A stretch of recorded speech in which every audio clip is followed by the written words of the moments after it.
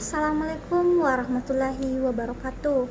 Perkenalkan, saya Andi Miftahul dari kelas M02 dengan NIM 2104075010006. Pada kesempatan kali ini saya akan menjelaskan mengenai materi-materi pada mata kuliah Kapita Selekta. Nah, yang pertama yaitu mampu menjelaskan hubungan pendidikan, martabat dan hak asasi manusia.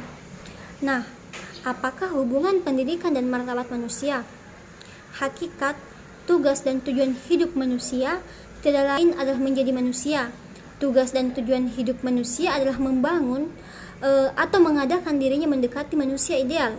Nah, inilah yang disebut dalam filsafat sebagai self-realization atau realisasi diri. Realisasi diri erat hubungannya dengan pandangan tentang hakikat manusia yang dapat kita pelajari dengan bersumber atau filsafat. Nah, yang selanjutnya yaitu hubungan antara pendidikan dan hak asasi manusia. Nah, apakah itu hubungannya? Pendidikan sebagai upaya agar manusia memperoleh hak-haknya. Menurut sejarah di negara-negara Eropa, mula-mula muncul masalah mengenai hak-hak manusia yang telah diinjak-injak oleh pemerintah monarki atau absolutisme. Sebab pada mulanya yang menjadi masalah pokok mengenai pendidikan adalah bagaimana individu itu memperoleh hak-hak asasinya. Oleh karena itu pula, tugas negara adalah menjamin berkembangnya hak-hak individu tersebut. Yang kedua yaitu mampu menjelaskan hakikat, jenis, fungsi, dan dampak tripusat pendidikan. Tripusat pendidikan yang dimaksud ini adalah lingkungan pendidikan yang meliputi pendidikan di lingkungan keluarga, pendidikan di lingkungan sekolah, dan pendidikan di lingkungan masyarakat. Setiap pribadi manusia yang akan selalu berada dan mengalami perkembangan dalam tiga lingkungan pendidikan tersebut. Pada garis mengenal tiga lingkungan pendidikan, tiga lingkungan ini disebut dengan tripusat pendidikan. Tripusat pendidikan adalah tiga pusat yang bertanggung jawab atas terselenggaranya pendidikan, yaitu dalam keluarga, sekolah, dan masyarakat. Jenis tripusat pendidikan di dalam Undang-Undang Nomor 20 Tahun 2003 tentang Sistem Pendidikan Nasional pada pasal 13 ayat 1 disebutkan bahwa jalur pendidikan terdiri atas pendidikan formal, non-formal, dan informal yang saling melengkapi dan memperkaya. Menurut Undang-Undang Nomor 20 Tahun 2003, tripusat pendidikan terbagi menjadi tiga jenis yang meliputi pendidikan keluarga, pendidikan sekolah, dan pendidikan masyarakat. Adapun dampak pendidikan tripusat yaitu penerapan tripusat pendidikan mempengaruhi pengembangan teori pembelajaran pada anak yang diselenggarakan secara terpadu dan memiliki kepribadian yang utuh dan bertanggung jawab. Anak akan memiliki profesionalisme yang merupakan modal untuk terjun ke dalam masyarakat. Nah, yang ketiga yaitu mampu menjelaskan fungsi, tujuan, dan karakteristik pendidikan sekolah dasar. Menurut Muhammad Ali dalam bukunya 2009 halaman 33, dengan melalui pendidikan dasar, maka peserta didik akan dibekali kemampuan dasar yang terkait dengan kemampuan berpikir secara kritis, membaca, menulis, berhitung, dan penguasaan dasar untuk mempelajari sainteks serta kemampuan dalam berkomunikasi yang merupakan suatu tuntutan kemampuan minimal dalam kehidupan bermasyarakat. Adapun tujuannya yaitu memberikan bekal kemampuan menulis dan berhitung, memberikan kemampuan dan keterampilan dasar secara intelektual, sosial, moral, dan emosional yang bermanfaat bagi kehidupan siswa sesuai dengan tingkat perkembangannya, mempersiapkan anak untuk mengikuti pendidikan di SMP atau MTS. Dan adapun karakteristiknya yaitu pendidikan sekolah dasar mempunyai ciri khas yang membedakannya dari satuan pendidikan lainnya. Paling tidak ada amalan utama yang dalam pendidikan di SD yaitu sebagai berikut. Yang pertama yaitu kemelekcawacanaan atau literasi, kemampuan berkomunikasi, kemampuan memecahkan masalah atau problem solving, kemampuan bernalar atau reasoning. Nah, yang keempat yaitu mampu menjelaskan peranan guru, orang tua, dan masyarakat dalam pendidikan sekolah dasar. Peran guru. Menurut Yestiani 2020, dalam kegiatan belajar mengajar, guru memiliki peran yang cukup penting dan untuk membuat ilmu-ilmu yang diajarkan dapat diterima oleh siswa yang ada. Tak hanya berperan untuk mengajarkan ilmu-ilmu saja, banyak sekali peran guru dalam proses pembelajaran, yaitu guru sebagai pendidik, guru sebagai pengajar, guru sebagai fasilitator, guru sebagai pembimbing, guru sebagai demonstrator, guru sebagai pengelola, guru sebagai penasehat, guru sebagai inovator, guru sebagai motivator, guru sebagai pelatih, dan guru sebagai elevator.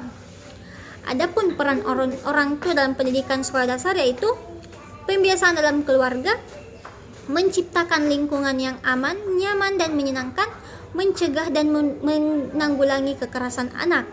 Nah, adapun peran masyarakat dalam pendidikan sekolah dasar yaitu mendukung kegiatan belajar mengajar di sekolah, mengawasi dan mengevaluasi kinerja sekolah, membantu meningkatkan, menjaga keamanan dan keselamatan sekolah, mendorong partisipasi orang tua dalam pendidikan anak, serta membantu menciptakan lingkungan kondusif bagi perkembangan anak-anak.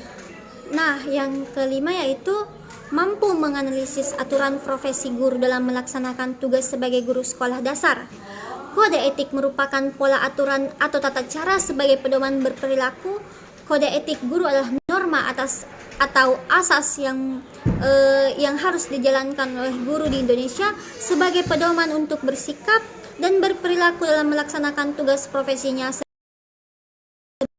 dan warga negara. Berdasarkan Undang-Undang Dasar 1945, Pemerintah Republik Indonesia menetapkan kode etik guru sebagai berikut. Yang pertama yaitu guru berbakti membimbing pendidik untuk membentuk manusia Indonesia seutuhnya yang berjiwa Pancasila. Yang kedua, guru memiliki dan melaksanakan kejujuran profesional. Yang ketiga yaitu guru berusaha memperoleh informasi tentang peserta didik sebagai bahan melakukan bimbingan dan pembinaan. Yang keempat yaitu guru menciptakan suasana sekolah sebaik-baiknya yang untuk menjunjung keberhasilan proses belajar mengajar. Yang kelima, guru memelihara hubungan baik dengan orang tua murid dan masyarakat sekitarnya untuk membina peran serta dan rasa tanggung jawab bersama terhadap pendidikan. Yang keenam, guru sebagai pribadi yang bersama-sama mengembangkan dan meningkatkan mutu dan martabat profesinya. Yang ketujuh, guru memelihara hubungan seprofesi, semangat kekeluargaan dan kesetiakawanan sosial. Yang delapan, guru secara bersama-sama memelihara dan meningkatkan mutu organisasi PGRI sebagai sarana perjuangan dan pengabdian. Aturan profesi guru ditegakkan yaitu karena aturan atau kode etik guru adalah norma atas asas yang harus dijalankan oleh guru di Indonesia sebagai pedoman untuk berperilaku dalam melaksanakan tugas profesinya sebagai pendidik, anggota masyarakat, dan warga negara. Pedoman tersebut diharapkan nantinya bisa membedakan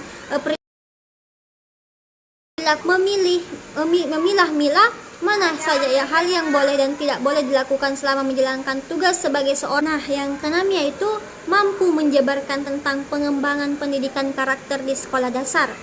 Pada hakikatnya, pendidikan karakter tersebut didefinisikan sebagai usaha menanamkan kebiasaan-kebiasaan yang baik atau habituation sehingga peserta didik mampu bersikap dan bertindak dan nilai-nilai yang telah menjadi kepribadiannya.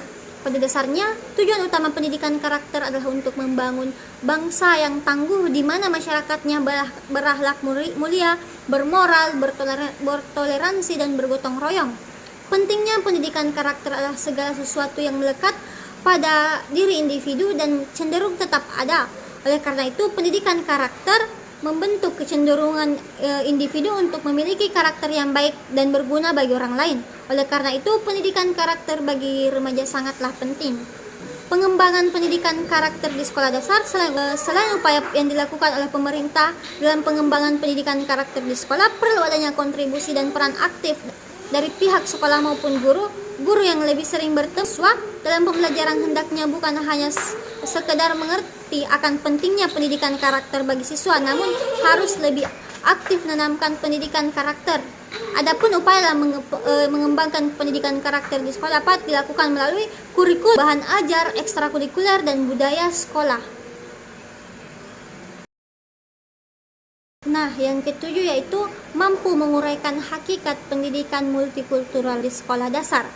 Pendidikan multikultural adalah ide gerakan pembaharuan pendidikan dan proses pendidikan yang tujuan utamanya adalah untuk mengubah struktur lembaga pendidikan supaya siswa baik pria maupun wanita, siswa berkebutuhan khusus dan siswa yang merupakan anggota dari kelompok ras, etnis dan kultur yang bermacam-macam itu akan memiliki kesempatan untuk mencapai prestasi akademis di sekolah. Jadi pendidikan multikultural mencakup ide dan kesadaran akan nilai penting keragaman budaya, gerakan pembaharuan pendidikan dan proses pendidikan. Nah, yang ketujuh yaitu tujuan pendidik mencakup perkembangan literasi etnis dan budaya, perkembangan pribadi kelas, kemampuan keterampilan dasar, persamaan dan keunggulan pendidikan, memperkuat pribadi untuk reformasi sosial, memiliki wawasan kebangsaan yang kokoh, memiliki wawasan hidup yang lintas budaya dan lintas bangsa sebagai warga dunia, hidup berdampingan National Council for Social Studies, sejumlah fungsi yang menunjukkan pentingnya keberadaan dari pendidikan multikultural, yaitu memberi konsep diri yang jelas, membantu memahami pengalaman kelompok etnis budaya yang ditinjau dari sejarahnya, membantu memahami bahwa konflik antara ideal dan realitas itu memang ada pada setiap masyarakat, membantu mengembangkan perbuatan keputusan atau decision making, partisipasi sosial dan keterampilan mengenal keberagaman dan dalam penggunaan bahasa. Nah, yang kedelapannya itu mampu menguraikan proses belajar anak usia sekolah dasar. Menurut Gagne, belajar adalah suatu organisme, suatu berubah perilakunya sebagai akibat pengalaman. Adapun karakteristik proses belajar anak usia sekolah dasar yaitu konkret, mengandung makna. Belajar beranjak dari hal-hal yang konkret yakni dapat dirasakan oleh panca indera. Selanjutnya yaitu integratif. Anak memandang sesuatu yang dipelajari sebagai sesuatu keutuhan. Cara berpikir anak yang deduktif yakni dari hal umum kebagian demi kebagian. Selanjutnya yaitu hierarkis. Cara berpikir anak berkembang secara bertahap mulai dari hal-hal yang sederhana ke hal-hal yang lebih kompleks. Adapun tahap-tahap perkembangan belajar anak sekolah dasar yaitu menurut Piaget 1950 menyatakan bahwa setiap anak memiliki cara tersendiri dalam menginterpretasikan dan beradaptasi dengan lingkungannya. Anak usia sekolah dasar berada pada tahap operasi konkret. Usia tersebut anak mulai menunjukkan perilaku belajar yaitu yang pertama mulai memandang dunia secara objektif, bergeser dari satu aspek ke situasi ke aspek lainnya secara reflektif dan memandang unsur-unsur secara serentak. Yang kedua yaitu mulai berpikir secara operasional. Yang ketiga yaitu mempergunakan cara berpikir operasional untuk mengklasifikasi benda. Yang keempat yaitu membentuk dan menggunakan keterhubungan aturan-aturan, prinsip ilmiah sederhana dan mempergunakan hubungan sebab akibat dan memahami konsep substansi, volume cair, panjang, lebar, luas, dan sekian materi dari saya. Lebih dan kurangnya mohon dimaafkan. Wassalamualaikum warahmatullahi wabarakatuh.